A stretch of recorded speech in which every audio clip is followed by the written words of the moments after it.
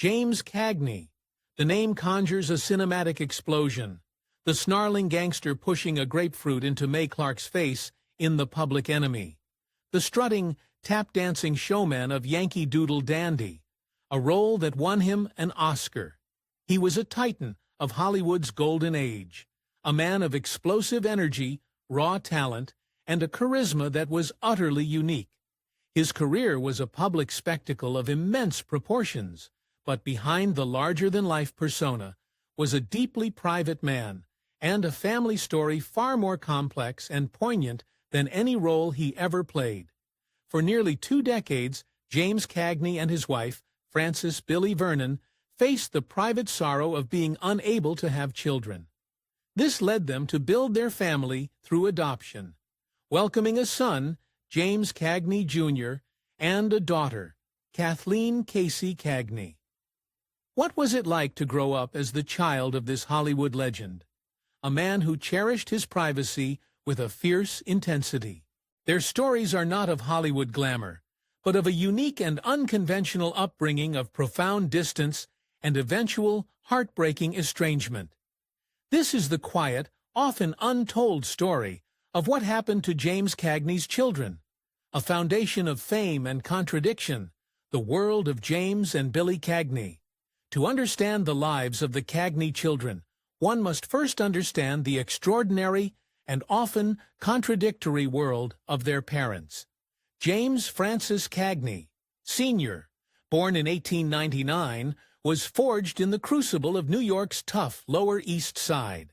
He was a street fighter who, paradoxically, began his career in vaudeville as a dancer, a skill he would brilliantly display in films like Yankee Doodle Dandy. He was a man's man who could project terrifying menace, yet he was also a passionate farmer, a conservationist, a painter, and a poet. He battled the studio system, famously suing Warner Brothers and winning, a move that gave him unprecedented independence. He was, in short, a man of immense complexity. His wife, Frances Willard "Billy" Vernon, whom he married in 1922, was his steadfast anchor. Their marriage lasted an incredible 64 years, until his death in 1986. Billy was a former chorus girl who dedicated her life to her husband.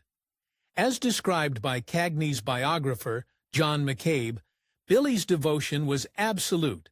She managed his life, protected his privacy, and created an environment where he could fully immerse himself in his craft.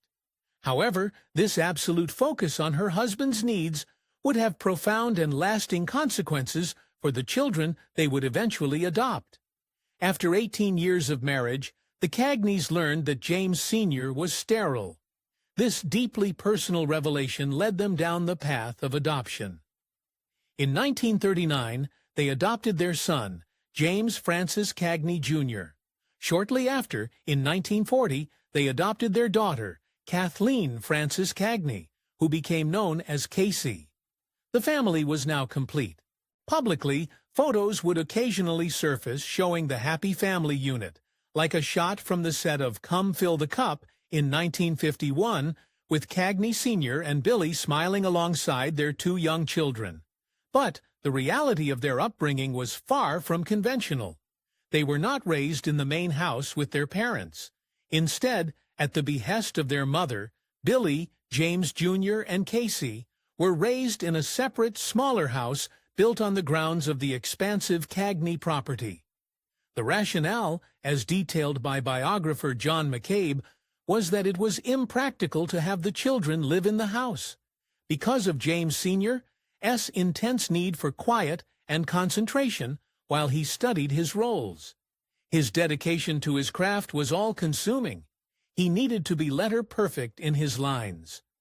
Billy, in her role as his protector and enabler, saw the children as potential distractions. The separation was not just physical, it was social. The children were reportedly not allowed to have friends over when their father was at home, and engrossed in learning a script. This unique and isolating upbringing, where the children were loved but kept at a functional distance, almost certainly sowed the seeds for the estrangement that would define their adult relationships with their parents. Number 2. James Cagney, Jr., born on November 25, 1939, lived a life that was, in almost every respect, a deliberate departure from the world his adoptive father dominated. As an adult, James Jr. settled far from the sun-drenched landscape of Hollywood.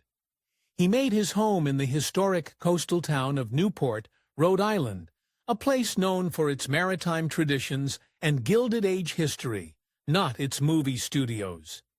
This geographical remove was a clear statement, a choice for a different kind of life. His profession was as far from acting as one could imagine. He worked in a shipyard. This was a hands-on, tangible, and distinctly non-theatrical career. The choice of manual labor, of building and repairing, stands in stark contrast to the world of performance and illusion his father mastered. It speaks to a desire for a life grounded in practical skills and a different measure of hard work. While he eschewed a public artistic career, he did have a private passion for the arts. He was known to play a variety of musical instruments, an interest he pursued for his own enjoyment, not for an audience. His life in Newport was one of quiet working-class dignity, a world away from the pressures and expectations that would have relentlessly followed him in Los Angeles. In Newport, James Jr. built a family of his own. He married Anne Miserek, and together they had 2 children, a daughter, also named Casey Cagney, and a son, Jonathan Cagney. While his own childhood was unconventional, he created a traditional family unit for himself in his chosen home. Tragically, James Cagney Jr.'s life was cut short. On Friday, January 27, 1984, he died of a heart attack in Washington, D.C., where he was visiting. He was only 44 years old. Funeral services were held at St. Paul's Episcopal Church in his home of Newport, Rhode Island. His son, Jonathan Cagney, later pursued a career that, like his father's, was grounded in service, though of a different kind. He became a licensed funeral director, first in Newport and later in South Portland, Maine. This choice dedicated to helping families through their most difficult moments of grief is another quiet testament to a life of purpose, far removed from the entertainment industry.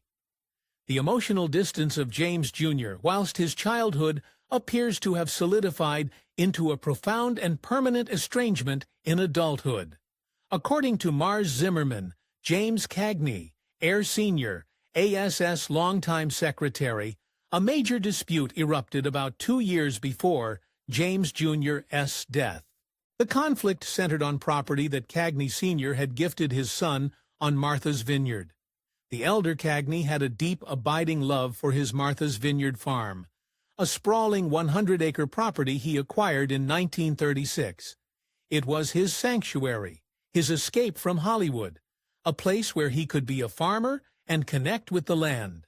For a dispute over this cherished property to become the breaking point suggests the immense emotional weight attached to it.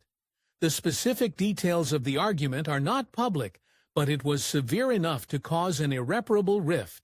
Such conflicts over land and inheritance often become proxies for years of unspoken grievances and emotional pain. The depth of this estrangement is starkly illustrated by what happened after James Jr.'s death. Reports at the time indicated it was not known whether the actor would attend his son's funeral. In a final, poignant twist of irony, at the very time of his son's death, James Cagney Sr. had just finished filming a CBS movie titled Terrible Joe Moran. The plot of the film revolved around a family reunion. The stark, tragic contrast between the art he was creating and the reality of his life could not have been more painful. Number 1. Kathleen Casey Cagney.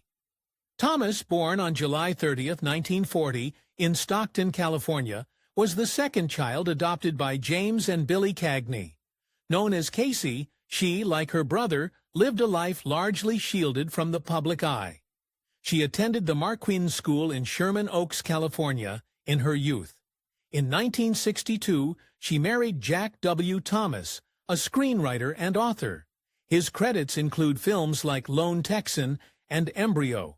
Significantly, Jack Thomas also assisted his father-in-law, James Cagney, in writing his autobiography, Cagney by Cagney.